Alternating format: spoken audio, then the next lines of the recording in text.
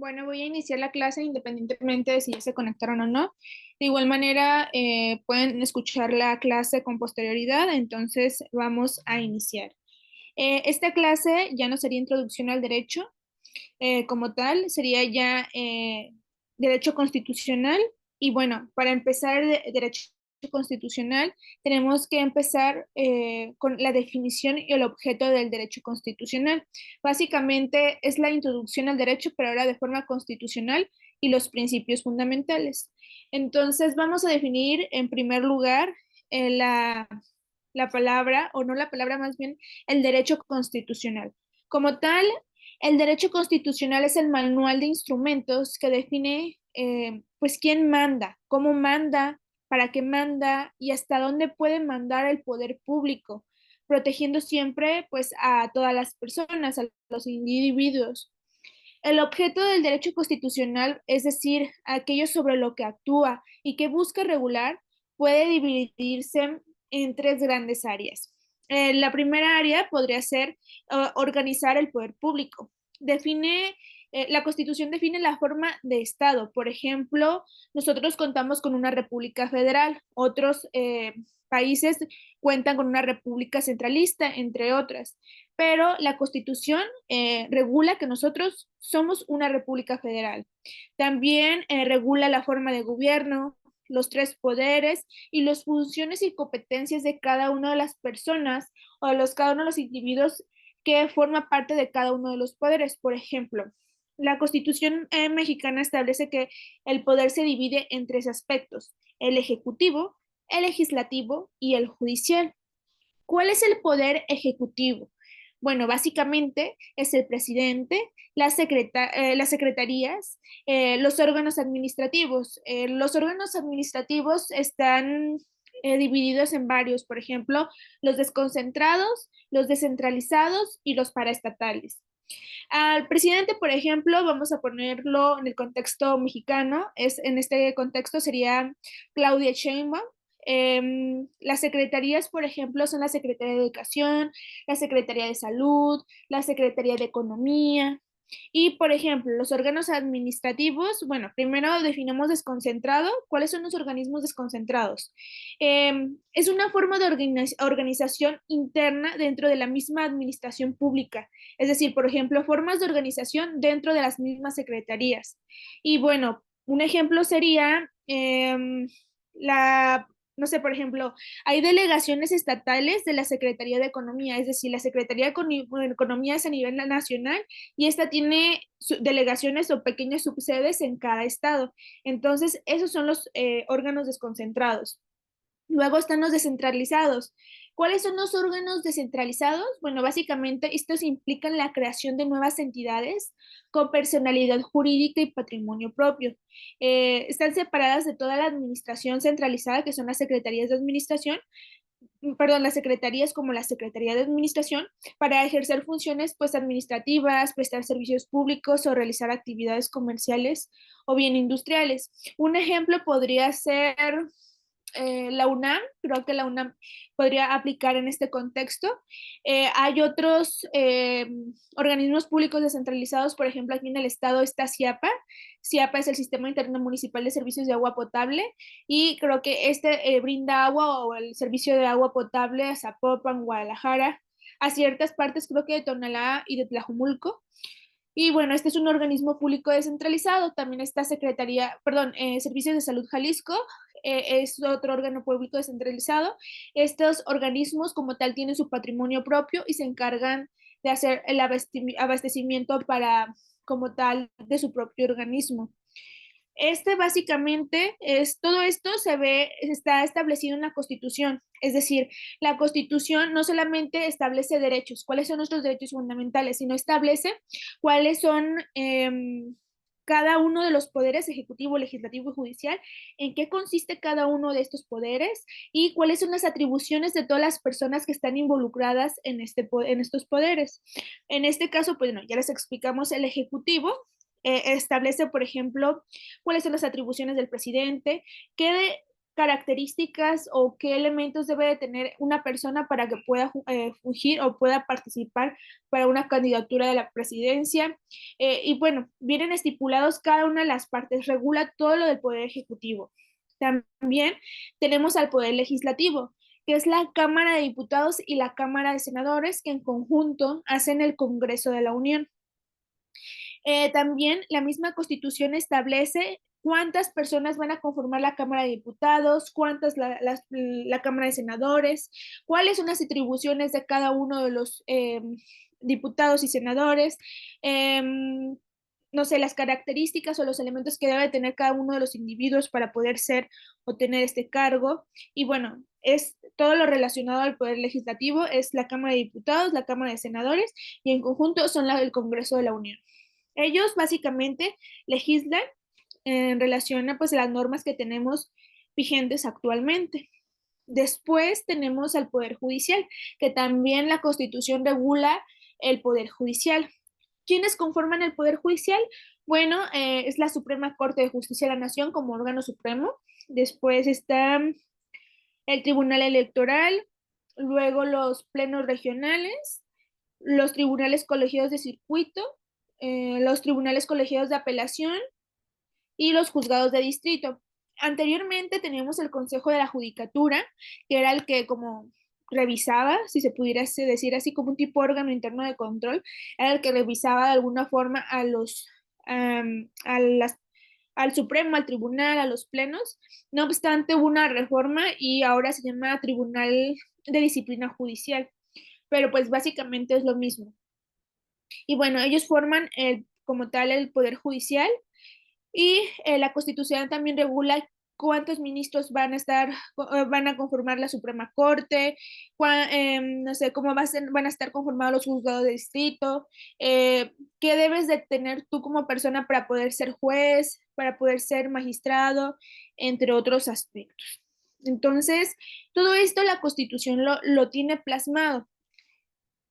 Eh, otros aspectos que también ve la Constitución o que también están establecidos, pues como se los mencionaba hace un momento, son los derechos humanos. La Constitución tiene ciertos derechos, por ejemplo, la vida, la libertad, la igualdad, la propiedad, la educación, la salud, y establece mecanismos para protegerlos.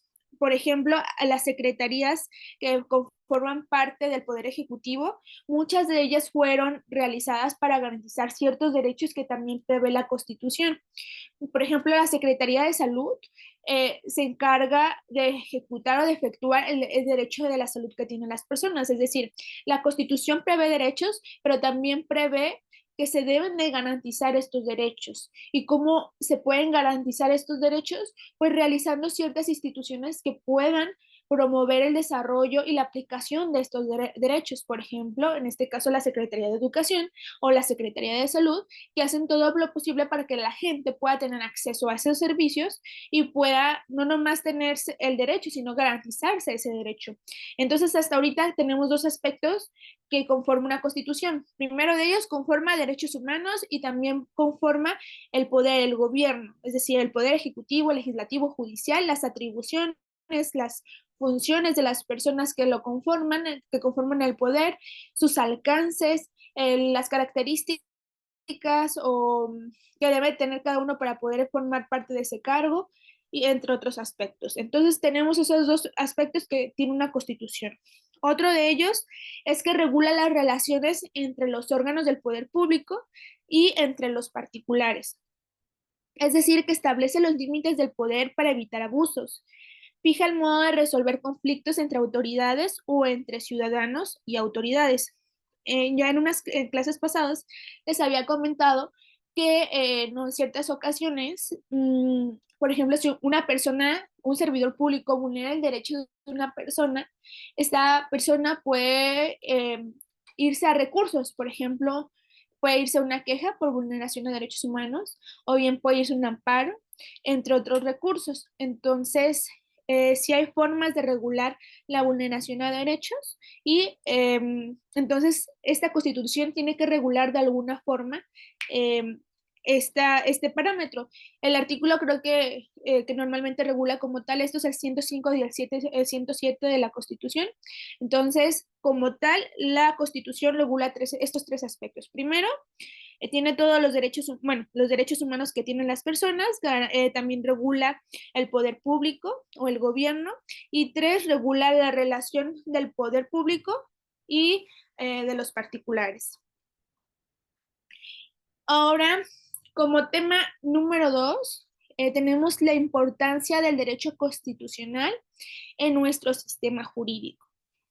Bueno, la Constitución y el conjunto de normas que la integran constituye el fundamento sobre el cual se edifica toda la estructura jurídica de un país.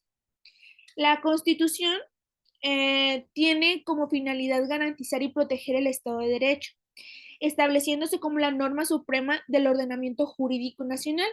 Su carácter jurídico-político le confiere preeminencia sobre cualquier otra ley o disposición normativa que sea promulgada. En su contenido, la Constitución dispone las normas fundamentales que organizan al Estado y define las bases sobre las que se asienta el orden social. Asimismo, establece las reglas para la producción de las demás normas de todo el sistema jurídico, determina las fuentes del derecho y regula la jerarquía y aplicación. Como rama del derecho público, el derecho constitucional, a través del bloque de constitucionalidad, regula las relaciones entre el Estado y los particulares cuando estos interactúan con la administración pública, así como las relaciones entre los propios órganos de poder estatal.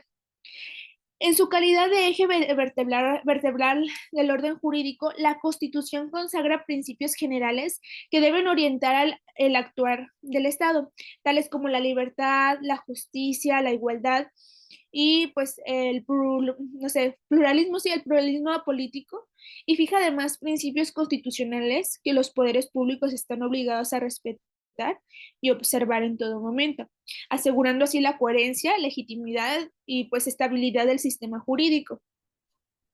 El derecho constitucional básicamente es la piedra angular de todo el sistema jurídico mexicano. ¿Por qué? Porque la Constitución organiza al Estado, es decir, que define la forma de gobierno, si somos república, democracia, etcétera, ¿no? En este caso, pues definiría específicamente qué forma de gobierno contamos y la estructura de sus poderes, que es algo de lo que ya hablamos con anterioridad. También protege los derechos humanos, establece las garantías fundamentales que el Estado debe respetar y promover, que eran también los derechos que también algo que les mencionaba con anterioridad. Bueno, también establece la jerarquía normativa, es decir, que la Constitución es la ley suprema. Creo que es el artículo 133 de la Constitución, establece que todas las leyes y actos del poder público deben de ajustarse a ella, es decir, la Constitución es la ley suprema, no hay nada más, es la Constitución. Los tratados internacionales están a la par, pero pues la Constitución establece que ellos son el top. Después está la guía a las demás ramas del derecho, que es como el derecho penal, civil, administrativo, laboral, etcétera, que deben interpretarse conforme a los principios que, bueno, establece la misma Constitución. Ya les había explicado en otras clases ciertos principios con los que contamos, como el principio de taxatividad, entre otros, y cómo es que nuestras leyes deben de basar en esta Constitución. El principio de taxatividad, si mal no lo recuerdan, era como aplicar la ley como literalmente se podría establecer, digamos, un delito, eh, un tipo penal solamente puede ser aplicado específicamente para quien va dirigido de acuerdo a lo que se puede interpretar y viene, perdón, de acuerdo a lo que se puede leer literalmente en el mismo. Entonces, el código como tal, el código penal no viene el principio de taxatividad, pero sí viene en la Constitución. Entonces, nuestro código penal se va a regir de acuerdo a lo que menciona la Constitución. Si bien no viene acá, se rige conforme a lo que viene en la Constitución. ¿De acuerdo? En resumen, sin derecho constitucional, pues no habría límite al poder ni protección para los derechos pues individuales o de cada una de las personas. También tenemos como tercer tema las fuentes del derecho constitucional. Hay varias fuentes. Las fuentes del derecho constitucional son los instrumentos y fenómenos de los que surge o se desarrolla el contenido constitucional. Entre ellas destacan los siguientes. En primer lugar, bueno, la Constitución es la fuente primaria escrita en un solo documento que organiza el Estado y garantiza los derechos. También, esta es nuestra fuente principal del derecho constitucional, pues obviamente la Constitución. En segundo lugar, están los tratados internacionales, especialmente en materia de derechos humanos, que tienen un rango constitucional en México de acuerdo al artículo primero. Entonces, era lo que les comentaba hace un momento, que, que los tratados internacionales están al mismo rango que la Constitución. Sin embargo, el artículo 133 establece que la Constitución tiene un rango más amplio que los tratados internacionales, pero el artículo primero dice que no, que están en el mismo rango. Es un debate que se tiene hasta la actualidad y pues a mi consideración, para mí los tratados internacionales y la Constitución están al mismo nivel, pero eso ya puede interpretarse de muchas maneras. Otra de las fuentes es la jurisprudencia constitucional, que básicamente son interpretaciones vinculantes realizadas por órganos como la Suprema Corte de Justicia de la Nación, los juzgados, perdón, los tribunales colegiados de circuito, entre otros. Sin embargo, cuando son realizados por la Suprema Corte de la primera sala y es jurisprudencia como general, normalmente es aplicable para todo el país, ya va a depender. Esto ya es materia para explicar en otra clase de cómo se aplica la jurisprudencia, pero bueno, la jurisprudencia constitucional eh, también es otra fuente como tal del derecho constitucional. Otra fuente son la costumbre constitucional. Básicamente son prácticas reiteradas que adquieren fuerza normativa aunque no estén escritas. Pues es ciertas circunstancias que se viven día a día y son prácticamente realizadas constantemente por la sociedad. La costumbre en general es una fuente del derecho, ya sea derecho en general o también en este caso del derecho constitucional. Otra de las fuentes es la doctrina, que son opiniones de juristas que orientan la interpretación del derecho constitucional.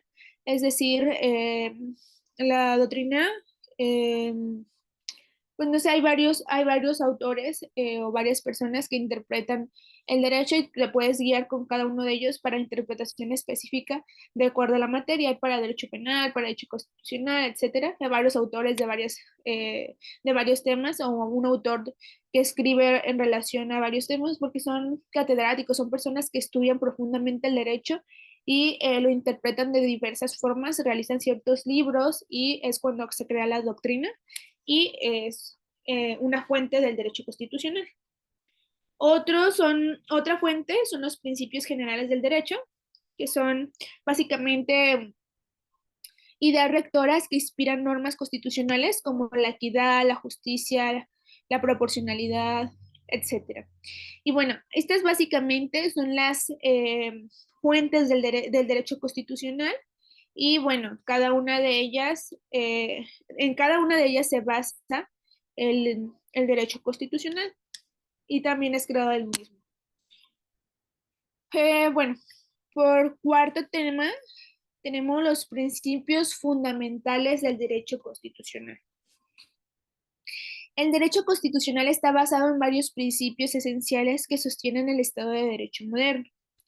Entre ellos son como dos, tres, cuatro, cinco, son seis, como aproximadamente son seis principios fundamentales del derecho constitucional. Por ejemplo, estos principios nos los han enseñado desde la primaria. Por ejemplo, en las clases que teníamos, no sé, no recuerdo perfectamente cómo se llamaban esas clases, pero nos enseñaban sobre, no derechos, sino como ciertas normas que teníamos, que era, no sé, algunos derechos que tenemos como niños, entre otras cosas, nos enseñaban que era la soberanía, que era la democracia, entre otras cosas. Bueno, son principios fundamentales del derecho constitucional. Por ejemplo, la soberanía es un principio fundamental del derecho constitucional. ¿A qué nos referimos con soberanía? Es el poder máximo que reside en el pueblo. quien lo delega es quien lo delega, nosotros como pueblo lo delegamos en nuestros representantes. Básicamente en México el artículo 39 constitucional establece, creo, la soberanía nacional reside esencial y originalmente en el pueblo. Es decir, eh, la soberanía recae en todos nosotros como población. También otro principio es la democracia. El gobierno es del pueblo, por el pueblo y para el pueblo, se supone. Se expresa en elecciones libres, participación ciudadana y respeto a las mayorías y minorías. Entonces, bueno, la democracia, como ya saben, pues se expresa básicamente en las elecciones. Otro principio es la separación de poderes, que ese poder se divide pues, en tres funciones, como los mencionaba con anterioridad, que es el ejecutivo, el legislativo y el judicial. Por ejemplo, el ejecutivo presidente, el legislativo el Congreso de la Unión, el judicial, pues el poder judicial. Y pues esto, ¿para qué se hace? ¿Por qué tener tres poderes?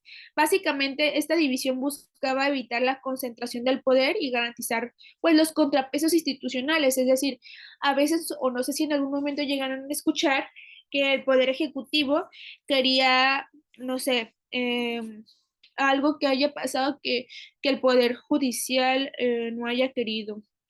Por ejemplo, la típica donde que quieren reformar alguna ley, algún artículo, el Poder Ejecutivo normalmente en materia penal, por ejemplo, que querían meter que ciertos delitos fueran de prisión preventiva oficiosa, es decir, que las personas, no sé si las vinculan a proceso, directamente se fueran a prisión sin mediar un debate de por medio ni nada, que ciertos delitos, por ejemplo, en relación a las facturas, o a la realización de facturas falsas y así, el Poder Ejecutivo quería que esas personas directamente se fueran a prisión, pero el Poder Judicial dijo, no, así no funciona porque se vulneran ciertos derechos, se hace esto mal, etcétera, etcétera, y anuló como tal lo que pretendía ser el Poder Ejecutivo. Entonces, eso era el contrapeso que se supone que debe de haber entre los tres poderes, es decir, sí, Ejecutivo está chida tu idea, pero yo Poder Judicial también tengo que ver que lo que tú estás haciendo pues no está bien, que hubiera un contrapeso entre los poderes. El legislativo realmente siento que no sirve tanto como contrapeso porque eh, el poder ejecutivo, más bien el legislativo depende casi casi del poder ejecutivo. Y ahora actualmente con la reforma pues también el poder judicial.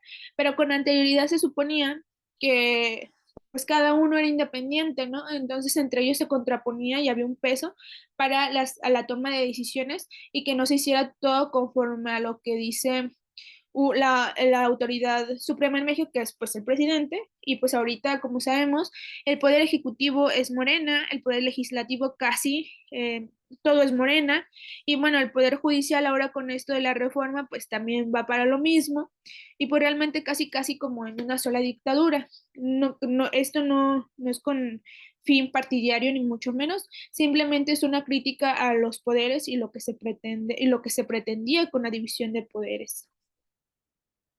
Otro de los principios es la supremacía constitucional. Y bueno, ¿qué es la supremacía constitucional? La constitución está por encima de cualquier otra norma o autoridad, y era lo que les mencionaba hace un momento, que era lo del artículo 133, pues de la Constitución mexicana. Otro principio es la legalidad, y es que toda autoridad debe de actuar conforme a la ley y dentro de sus competencias. Otro principio, y por último, es la protección de los derechos humanos. El respeto, protección, promoción y garantía de todos los derechos humanos, pues es obligación del Estado. ¿Dónde está reflejado esto? En el artículo primero constitucional. Entonces, básicamente, esos son los principios con los cuales se fundamenta el derecho constitucional.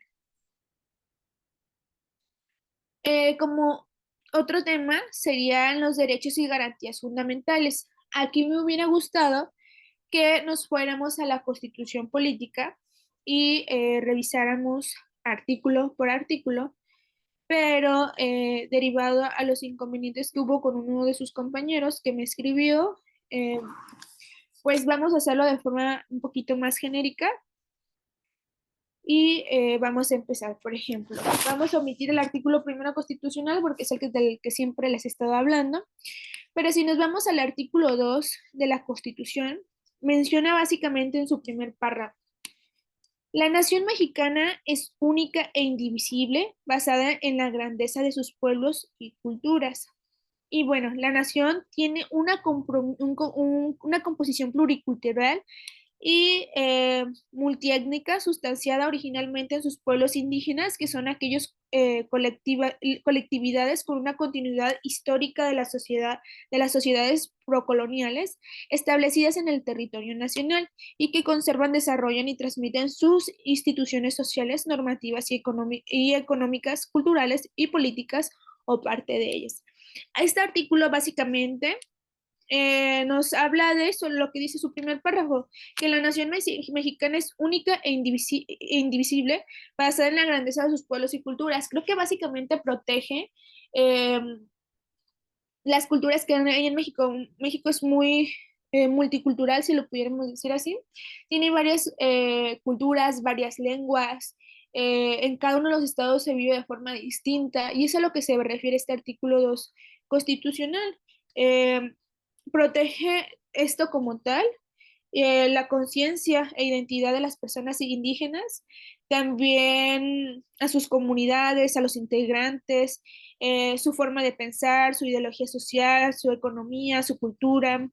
No sé si en algún momento escucharon que a veces los indígenas pues normalmente seguían por costumbres y pues ellos tenían personas que se encargaban de hacer como justicia entre sus propios pueblos y a veces las personas, o es decir, las autoridades estatales y así no se podían meter nada en relación a si había un hecho constitutivo de delito en esas zonas, porque bueno, ellos se basaban en su costumbre y este artículo 2 los respaldaba, entonces ellos podían hacerlo conducente. Sin embargo, hay jurisprudencias que establecen que cuando, por ejemplo, hay un homicidio o algo así, pues ya el Estado sí se puede meter, porque también a veces no sé, también si escucharon que vendían a las niñas porque pues era alguna costumbre vender de sus hijas y así o intercambiarlas por un animal porque pues era costumbre, pero pues hay límites para todo. Sin embargo, este artículo es en el que se basaban o era en el que los respaldaba de alguna forma. También está, bueno, este artículo habla de muchísimas cosas. Por ejemplo, em, habla de cómo se va a preservar y proteger a cada una de las personas, su patrimonio cultural, material, etcétera, a todas las personas indígenas, entre otros. Em, y bueno, está larguísimo, pero básicamente y principalmente habla de esto. También está, nos vamos a ir al artículo 3 porque este artículo que acaba de pasar está dividido en tres partes, pero mejor nos vamos directamente ya al artículo 3. Este dice: toda persona tiene derecho a la educación. El Estado, Federación, Estados, Ciudad de México y municipios impartirá y garantizará la educación inicial, preescolar, primaria, secundaria, media básica. Esta y la media superior serán obligatorias. La educación superior lo será en términos de la fracción décima del presente artículo. La educación inicial es un derecho de la niñez y será responsabilidad del Estado de concientizar sobre su importancia. Bueno, nos podemos preguntar qué regula el artículo 3 constitucional. Pues básicamente regula la educación. También habla de que, en qué se basará este derecho, qué se debe de priorizar en este derecho. También habla del interior superior de las niñas, niños y adolescentes y jóvenes en el acceso y permanencia y participación en los servicios educativos. Entonces también eso es importante. Y bueno, también habla de otras muchísimas cosas que son muy importantes. Si un día ustedes pueden checarlos a detalle, estaría súper bien. Pero a grandes rasgos, este artículo nos habla de educación. Después tenemos el artículo cuarto. Dice: la mujer y el hombre son iguales ante la ley.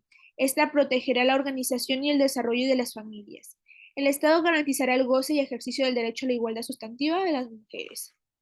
Toda persona tiene derecho a decidir de manera libre, responsable e informada sobre el número de esparcimiento de sus hijos. Y bueno, también habla de la alimentación, que todas las personas tienen derecho a la alimentación, a la protección de la salud y un medio ambiente sano. que queda prohibido el maltrato de los animales, que tenemos derecho al agua, tenemos derecho a una vivienda adecuada, que tenemos derecho a una identidad. em, También habla del interés superior de la niñez.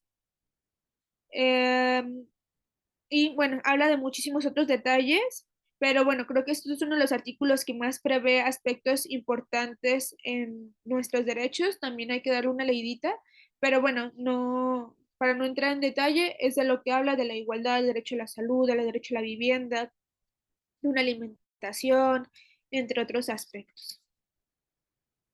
Ahora nos vamos con el artículo quinto. El artículo quinto habla, dice, a ninguna persona podrá impedirse que se dedique a la profesión, industria o comercio o trabajo que la acomode, siendo lícitos. El ejercicio de esta libertad solo podrá venderse por determinación judicial, cuando se ataquen los derechos de tercero o por resolución gubernativa dictada en los términos que marca la ley, cuando se ofendan los derechos de la sociedad. Nadie puede ser privado del producto de su trabajo, sino por resolución judicial. Aquí, bueno, pues que te puedes dedicar a lo que tú quieras, puedes hacer lo que tú quieras como trabajo, siempre y cuando obviamente sea lícito. Y bueno, si te dedicas a algo, que a eso que te dediques, pues tienes que recibir un pago específico.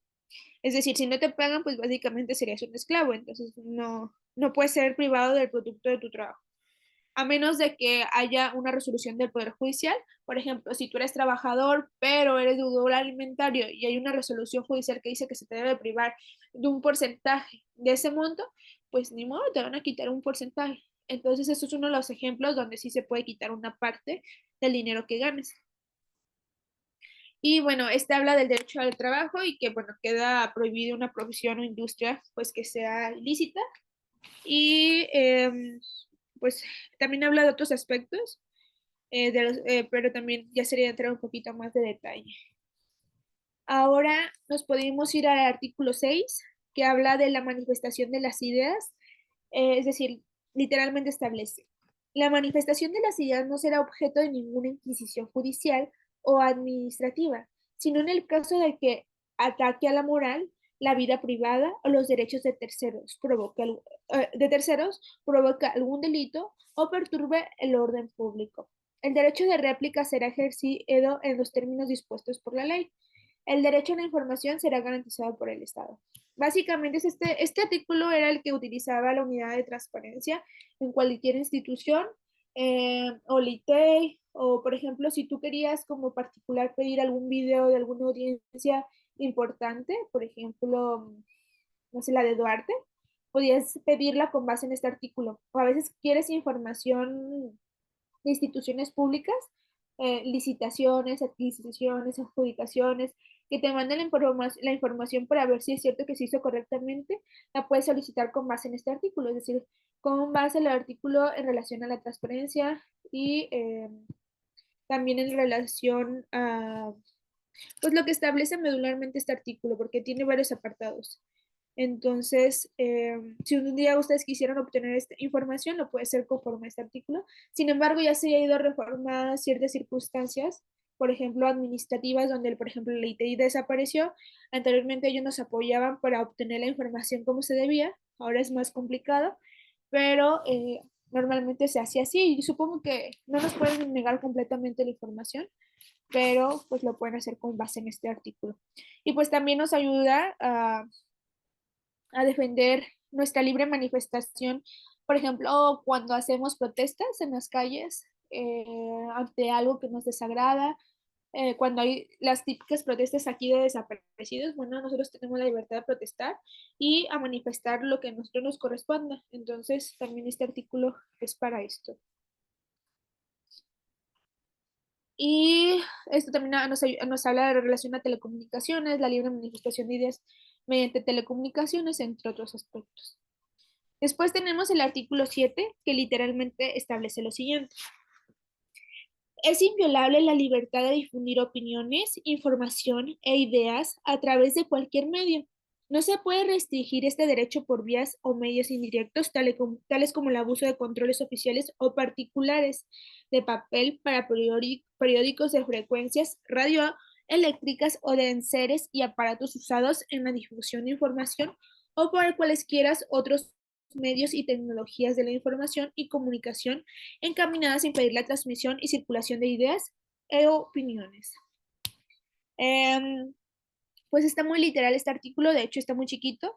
Tiene otro párrafo que dice, ninguna ley ni autoridad puede establecer la previa censura ni coartar la libertad de difusión, que no tiene más límites que los previstos en el primer párrafo del artículo 6 de esta Constitución. En ningún caso podrán secuestrarse los bienes utilizados para la difusión de información, opiniones e ideas como instrumento de delito.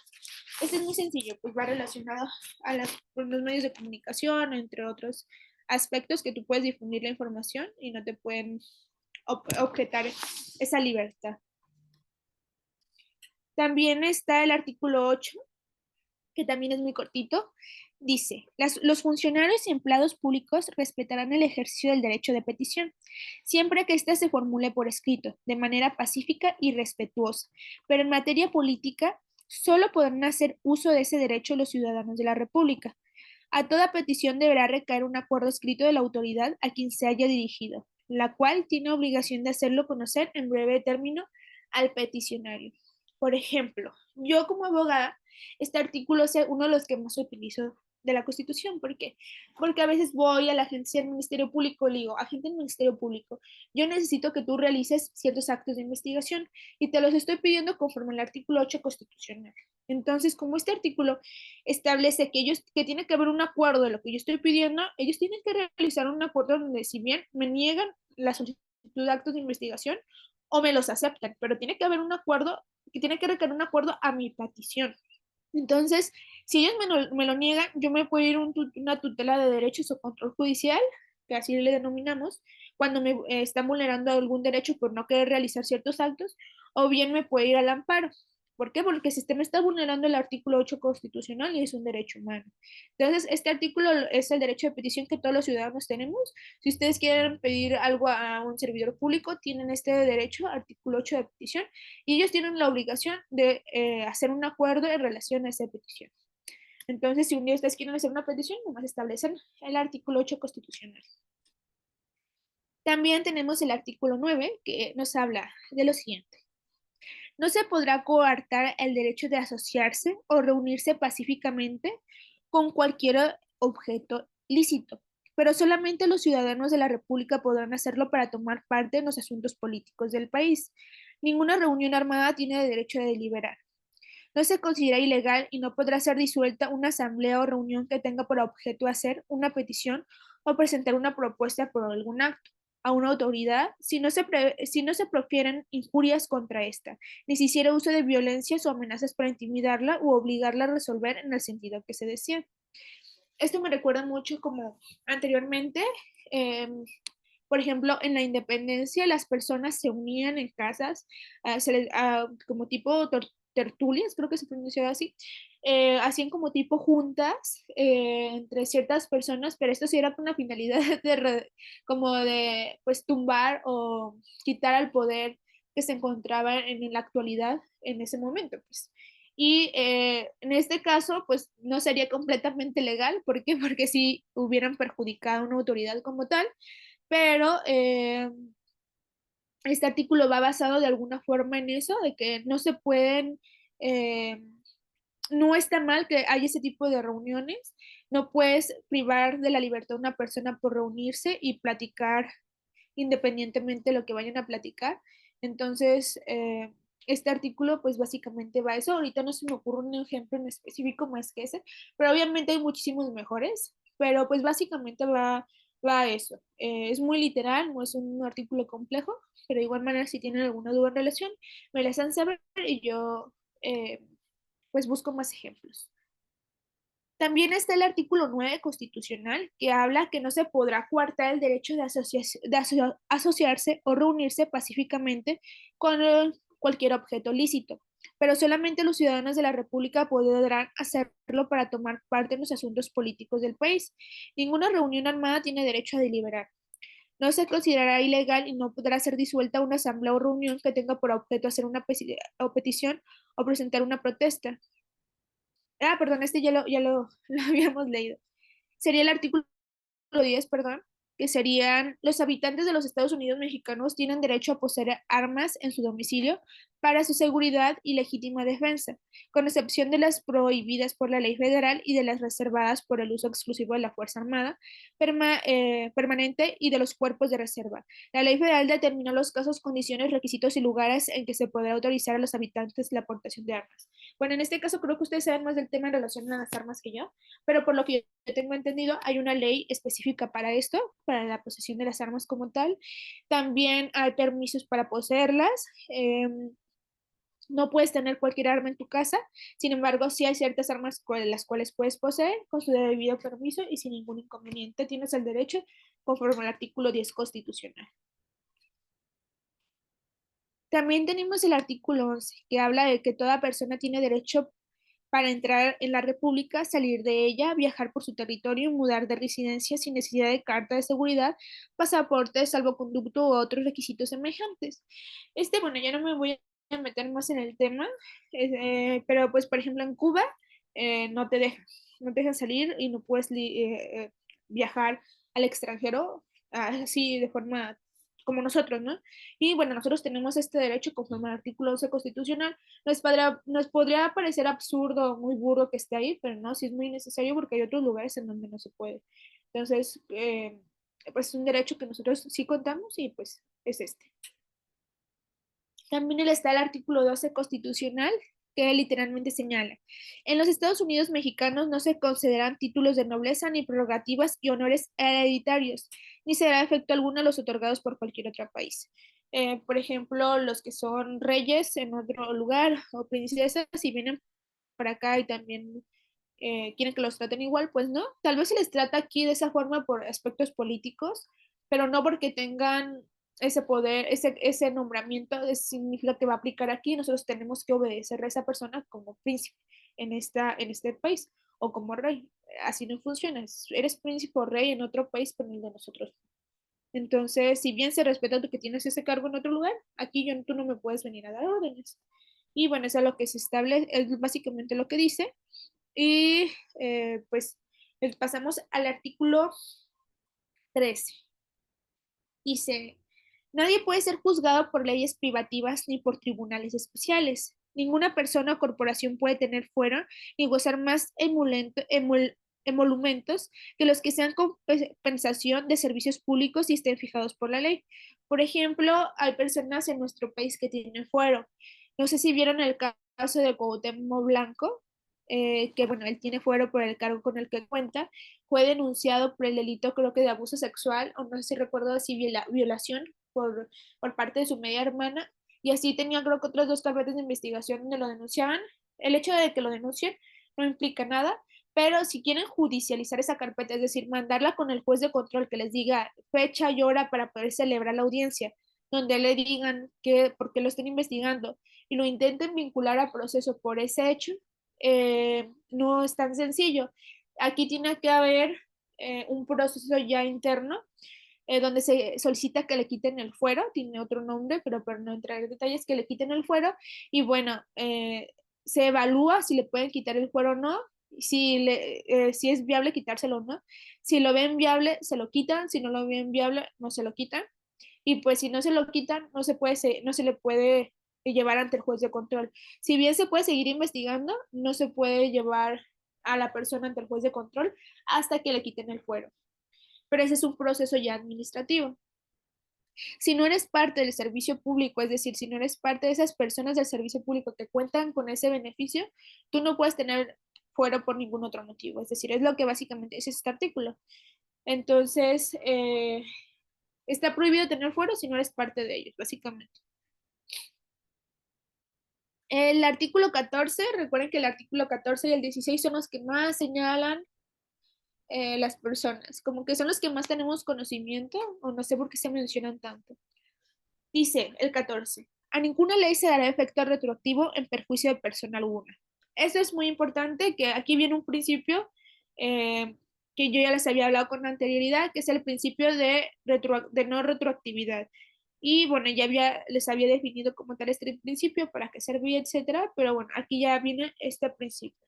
Dice, Nadie podrá ser privado de la libertad de sus propiedades, posesiones o derechos sino mediante juicio seguido ante los tribunales previamente establecidos en el que se cumplen las formalidades esenciales del procedimiento y conforme a las leyes expedidas con anterioridad al hecho. Y también aquí hay otro principio, en el tercer párrafo dice, en los juicios del orden criminal queda prohibido imponer por simple analogía y aún por mayoría de razón para alguna que no esté decretada por la ley exactamente aplicable al delito del que se trata. Este apartado, este párrafo habla del principio de taxatividad, que es otro principio. Y por último dice, en los juicios del orden civil, la sentencia definitiva deberá ser conforme a la letra o a la interpretación jurídica de la ley. A falta de esta se fundarán los principios generales del derecho. Y este es otro apartado. El artículo pues es muy sencillo, que nadie te puede quitar tus pertenencias si no hay un juicio de por medio. Por ejemplo, nadie te puede quitar tu casa si no hay un juicio de por medio, a menos de que la abandones, unas personas entren, duren 10 años y te la quitan por prescripción. Entonces, ya eso es distinto, ¿no? Eso de mala fe o que prestes tu casa de buena fe y que duren 5 años y después te la quiten. Entonces, pero eso ya es distinto, ¿va? Después está el artículo 15 que dice, no se autoriza la celebración de tratados para la extradición de reos políticos ni para la de aquellos delincuentes del orden común que hayan tenido en el país donde cometieron el delito la condición de esclavos, ni de convenios o tratados en virtud de los que se alteren los derechos humanos reconocidos por esta Constitución y en los tratados internacionales de los que el Estado mexicano es parte. Bueno, creo que esto está muy sencillo, pero pues sí, no creo que no vale la pena meternos tanto al fondo de este. Después está el artículo 16, que era también uno de los más mencionados. Y básicamente dice, nomás vamos a checar los primeros 30 artículos que para mí son muy importantes que los que tengan conocimiento, porque va a basar un poquito en ellos las otras dos clases de Derecho Constitucional. Y aparte, porque pues son primordiales que se tenga conocimiento, aunque sea de esos primeros 30. Si un día se dedican a paro o otra materia, bueno, se van a dar cuenta de lo importante que es tener conocimiento de mínimo estos 30 artículos, aunque sea de forma genérica. El artículo 16 dice, nadie puede ser molestado en su persona, familia, domicilio, papeles o posesiones, sino en virtud del mandamiento escrito de la autoridad competente que funde y motive la causa legal del procedimiento. En los juicios y procedimientos seguidos en forma de juicio en los que se establezca como regla la oralidad, bastará con que quede constancia de ellos en cualquier medio que dé certeza de su contenido y del cumplimiento de lo previsto en este párrafo. Y bueno, también habla de que toda persona tiene el derecho a la protección de sus datos personales y que no se podrá liberarse o librarse orden de aprehensión sino por la autoridad judicial competente, sin que, sin que preceda o que, es decir, que tiene que haber una denuncia o querella desde antes de un hecho para que pueda liberarse de dicha orden. También habla de que la autoridad que ejecute esta orden deberá poner al inculpado a disposición del juez con posterioridad, sin dilación alguna y bajo su más estricta responsabilidad. También habla de que cualquier persona puede detener a una persona en el momento que esté cometiendo un hecho delictivo o inmediatamente después de comentarlo, lo que denominamos como flagrancia, que está establecido en el 146 del Código Nacional de Procedimientos Penales. Es decir, que si tú ves a una persona cometiendo un hecho delictivo, pues la puedes detener independientemente de que no seas policía. O, por ejemplo, si ves que cometió el hecho delictivo y corre y tú corres después y la atrapas, pues también lo puedes hacer. Bueno, básicamente que cualquier persona o una autoridad puede hacer esto sin ningún inconveniente. Y también habla del registro inmediato de detención, que ustedes como elementos de policía, pues supongo que saben de su existencia.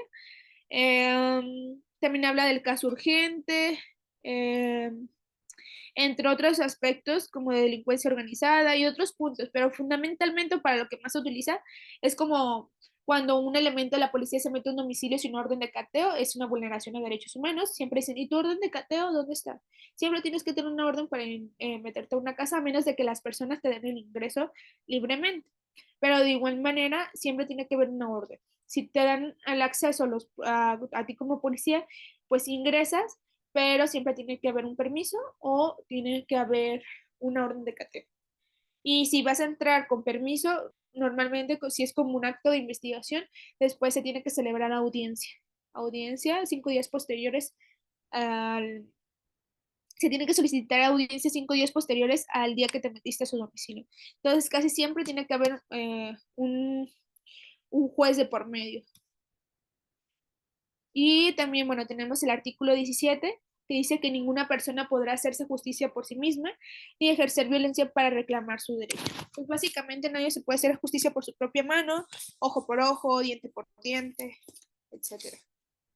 Y bueno, también habla de muchísimas otras cosas. Por ejemplo, el artículo 17 habla de los mecanismos alternos de solución de controversias, es decir, eh, que todas las personas pueden llegar a un mecanismo alterno, por ejemplo, la mediación, la conciliación, el arbitraje o la junta restaurativa en materia penal, que se debe prevalecer estos mecanismos antes que cualquier otra cosa, entre otras cosas. Este artículo, pues básicamente habla de la mediación y que ninguna persona puede hacer justicia por su propia mano. Después está el artículo 18, perdón, que nos dice: solo por delito que merezca pena privativa de la libertad habrá lugar a prisión preventiva. El sitio de esta será distinto del que se destinare para la extinción de las penas y están completamente separados. Y ya pues habla ciertos aspectos de cómo se debe regular. Normalmente cuando detienen a una persona, esta persona, no sé, digamos que la ponen a disposición del juez, se lleva audiencia y la dejan privada de libertad porque el delito que probablemente cometió es el delito de homicidio.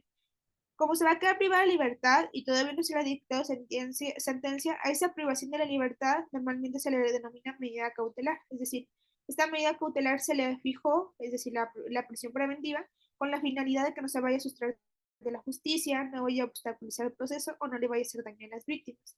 Entonces, es privada de libertad y esta privación de libertad tiene que ser en un centro diverso a donde supuestamente va a cumplir la pena.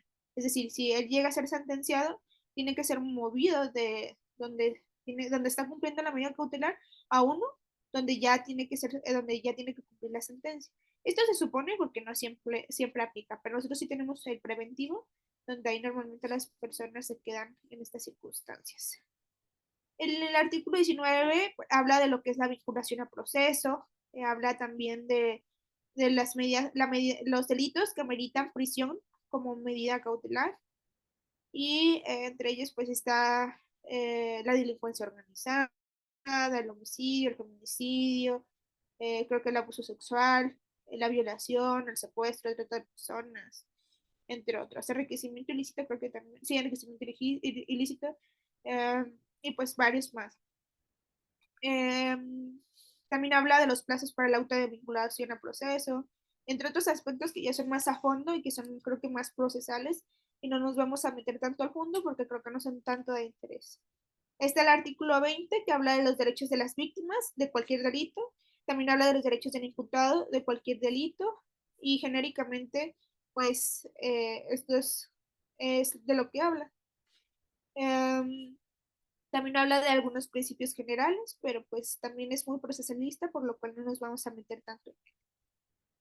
También está el artículo 21 de la Constitución, que habla, dice, la investigación de los delitos corresponde al Ministerio Público, a la Secretaría del Ramo de Seguridad Pública del Ejecutivo Federal, a la Guardia Nacional y a las policías en el ámbito de su competencia, las cuales actuarán bajo la conducción y mando de aquel en el ejercicio de esta función. El ejercicio de la acción penal ante los tribunales corresponde al Ministerio Público. La ley determinará los casos en que particulares podrán ejercer la acción penal de la autoridad judicial. Pero no meternos también en aspectos muy procesalistas, este artículo tiene muchísima información que es muy buena, pero nos vamos a ir genéricamente a que la investigación, es decir, cuando denuncian a una persona, le denuncian por cualquier hecho aparentemente delictivo o constitutivo de delito, esta investigación solamente le corresponde a la gente del Ministerio Público, solamente, no a ninguna otra persona. Y también al Ministerio Público, si considera que de los hechos que él investigó se desprende la probabilidad de que una persona cometió el hecho delictivo y ese hecho delictivo que le están denunciando puede ejercitar acción penal. ¿A qué se refiere con ejercitar acción penal? Mandar oficio al juez para que le dé fecha y hora para audiencia y llevar a cabo esa audiencia. Eso es básicamente el ejercitar acción penal. Hay algo que se llama ejercitar acción penal por particulares, pero solamente es por ciertos delitos y tiene reglas muy específicas y creo que también es muy procesal y es un poco más complejo, por lo cual no nos vamos a meter más a fondo, pero básicamente este artículo señala que la investigación de los delitos le corresponde al Ministerio Público.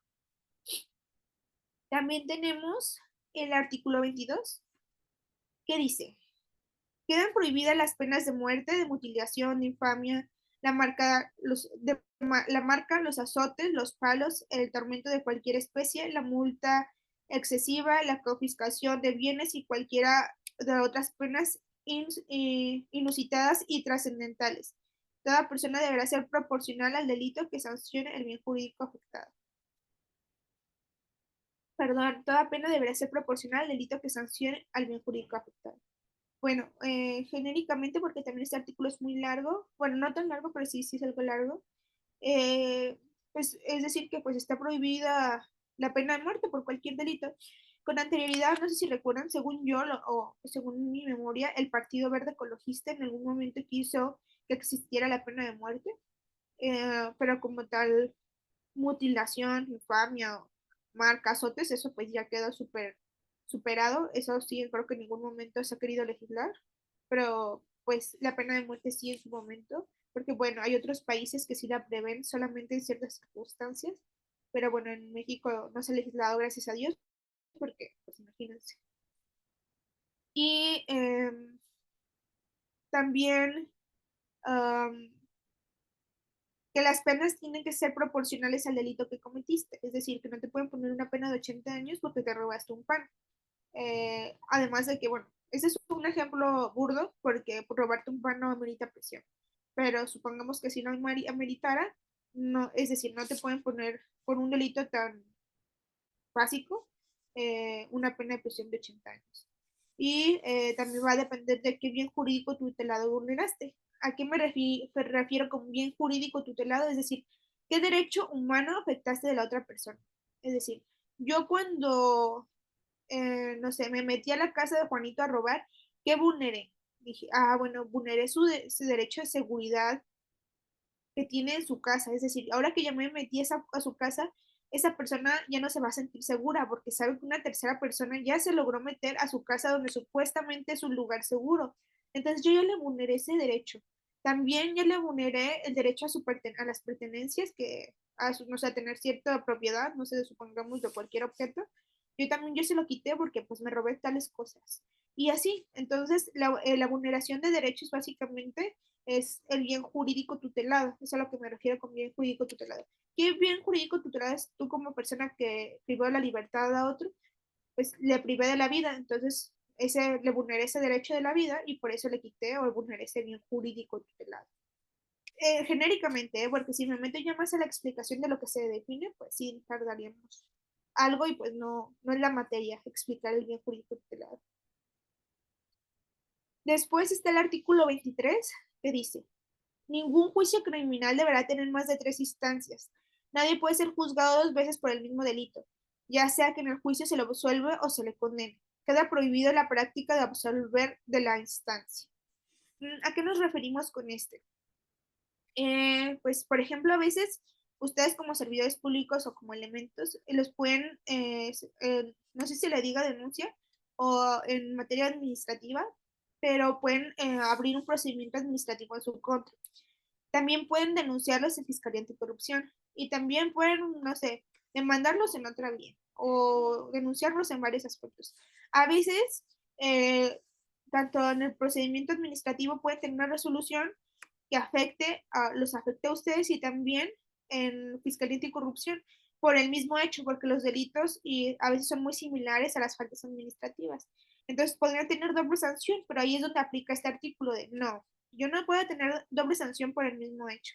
Entonces hay que tener cuidado con eso y que nosotros tenemos derecho a nomás ser juzgados, pues de alguna manera, solamente una vez por el mismo hecho.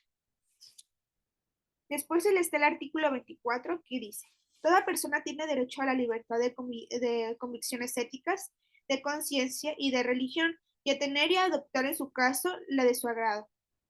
bueno, también habla de más cosas. Dice, el Congreso no puede dictar leyes que establezcan o prohíban religión alguna.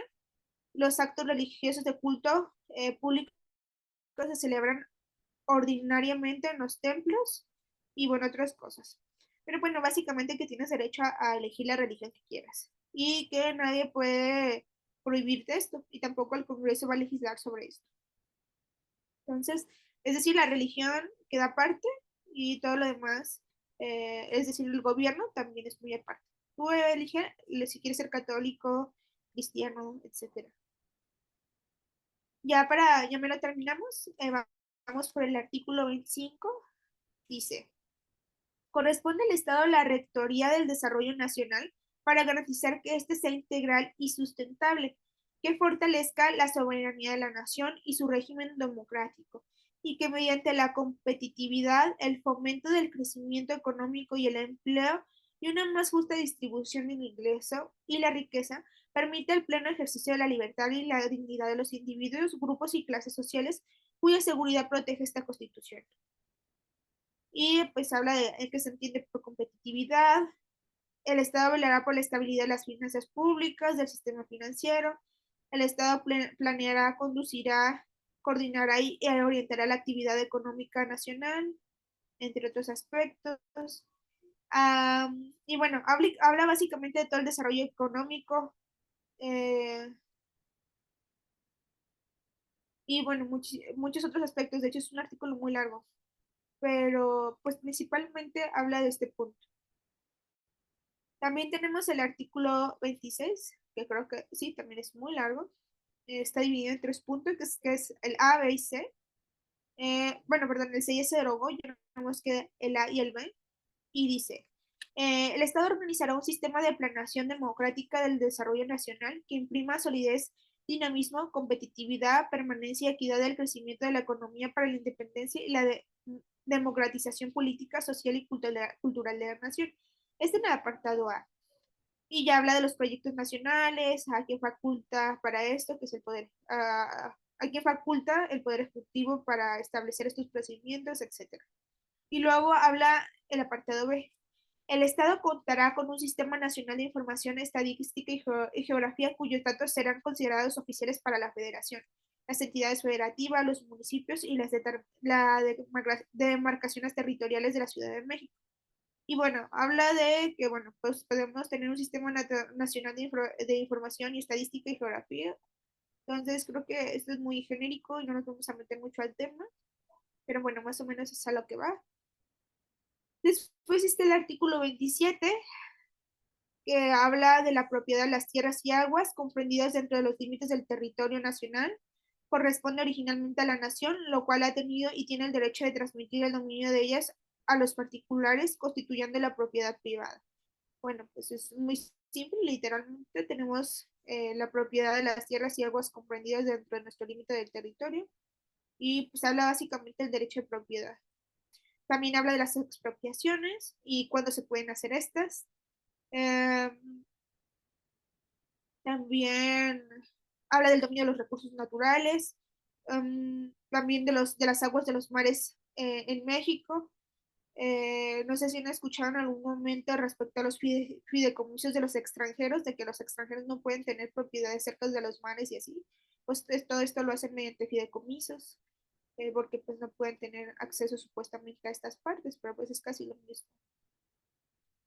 Y habla pues básicamente de la propiedad de este artículo.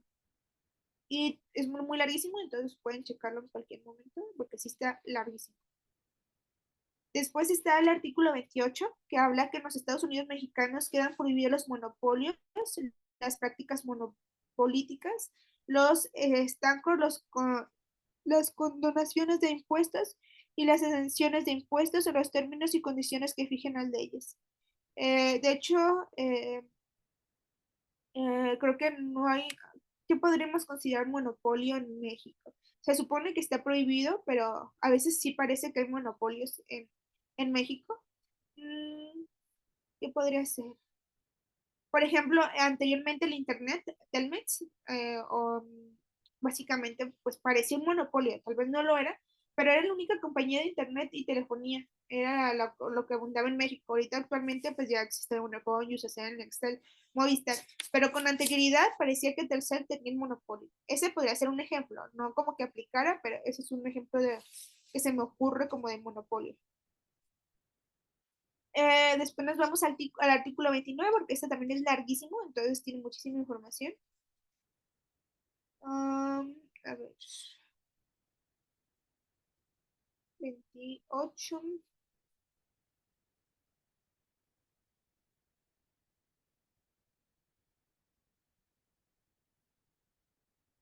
29. Dice, en los casos de invasión, perturbación grave de la paz pública o de cualquier otro que ponga a la sociedad en grave peligro o conflicto, solamente el presidente de los Estados Unidos mexicanos, con la aprobación del Congreso de la Unión o de la Comisión Permanente, cuando aquel no estuviera reunido, podrá restringir o suspender en todo el país, en el lugar determinado, el ejercicio de los derechos y las garantías que fuesen obstáculo para hacer frente rápido y fácilmente a la situación, pero deberá hacerlo por un tiempo limitado, por medio de prevenciones generales y sin que la restricción o suspensión se contraiga a determinada persona. Si la restricción o suspensión tuviese lugar hallándose al Congreso reunido, este concederá las autorizaciones que estime necesarias para que el Ejecutivo haga frente a la situación. Pero si se verificase en tiempo de receso, se convocará de inmediato al Congreso para que las acuerde. Entonces, bueno, este también es algo largo, pero pues habla de una excepción, es decir, que en ciertos casos, cuando se está perturbando la paz pública, el presidente de México, con la aprobación de la Congreso de la Unión, es decir, la Cámara de Diputados y la Cámara de Senadores, podrá restringir o suspender a todo el país los derechos que haya. Por ejemplo, puede suspender los derechos humanos en 15 minutos para poder detener a un grupo de personas en específico, ¿no? Y les puede hacer algo, ¿no? Vulnerando sus derechos humanos. Lo puede hacer solamente para garantizar la paz pública. A veces había pensado en ciertas circunstancias, por ejemplo, cuando no sé, una guerra, a veces la guerra contra el narco, a veces también se me había ocurrido que porque no hacían esto, pero supongo que va a ser muy complejo y también muy, pues peligroso hacer esto. Pero pues a veces que es tan complicado, por ejemplo, en Sinaloa, cuando ha sido las detenciones de ciertos individuos y cómo se hace un conflicto entre los narcotraficantes y el gobierno y pues no se puede hacer nada y llegan al punto hasta liberar a las personas que se detuvieron. Entonces, a veces sí me pongo a pensar qué límites podría tener este artículo, cómo se podría aplicar, si se podría aplicar en estas situaciones, si solamente podría ser para un lugar en específico. Entonces, hay muchos aspectos que estaría interesante verificar, pero bueno, este artículo aplica para estos aspectos. Siento que es más para cuando hay una guerra. Y bueno, el artículo 30 ya habla de la nacionalidad, creo que ya no es que nos metemos tanto en esos artículos. Habla ya de las obligaciones de los mexicanos, de cuándo se le considera una persona nacional, entre otros aspectos. En este caso, yo esta clase no hice tantas preguntas porque estaba solamente Omar, entonces no quería abordarlo de preguntas solamente a él. Y pues tengo entendido que los compañeros de tuyos, Omar, van a escuchar esta clase con posterioridad. Entonces, ya después es muy importante que escuchen la clase porque van a tener examen. Va a ser el tercer día, es decir, en 2 semanas vamos a aplicar examen. ¿Qué estoy valorando para que tengan calificación de esta materia? Primero, las asistencias. Número 2, las participaciones. Y número 3, el examen. En su mayoría eh, es el examen. Es 80, bueno, 90% examen eh, y 20%, perdón, 10% asistencias. Son 10% asistencias, 90% examen. Es básicamente todo lo que importa en esta clase, el examen. Pero las asistencias van a ser puntos extras, perdón, las participaciones van a ser puntos extras. Entonces, igual que en la clase anterior de introducción al derecho, participen lo más que puedan, porque, por ejemplo, si tienen el 90% del 95%, ¿por qué? Porque faltaron a una clase o faltaron a 2 clases y pues ya no tienen un gran porcentaje de asistencias, pero si tienen el 90 completo del examen y aparte participaron, pueden alcanzar el 100, ¿saben? Entonces sí es muy importante participar y pues para poder participar tienen que asistir. Entonces, pues sería básicamente todo. 90% van a ser examen, 10% asistencias y las participaciones. Entonces, son muy, muy importantes las participaciones para que puedan subir su calificación. Y bueno, el día de hoy sería básicamente todo de mi parte. De esta clase, de igual manera, cualquier duda tienen mi contacto, se pueden comunicar conmigo sin ningún inconveniente. Fue un gusto y excelente noche y excelente viernes. Gracias, licenciada. Licenciada, una pregunta Hasta, nomás. dígame. ¿Tenemos algún material de apoyo que nos recomiende? Sí, la Constitución. Vamos a tenerla las dos clases que vienen, la vamos a tener como muy a la mano porque vamos a estar viendo especificaciones como cómo está conformada, por qué partes está conformada. Entonces, si pueden tener una Constitución, ya sea electrónica o física, sería de gran ayuda. ¿Vale? Va, está bien. Muchas gracias, Lic. Y ya de igual manera, el libro, tengo uno que me gustaría mandárselos, pero se los voy a mandar por electrónico. Muy bien, muchas gracias. No, de nada, hasta luego.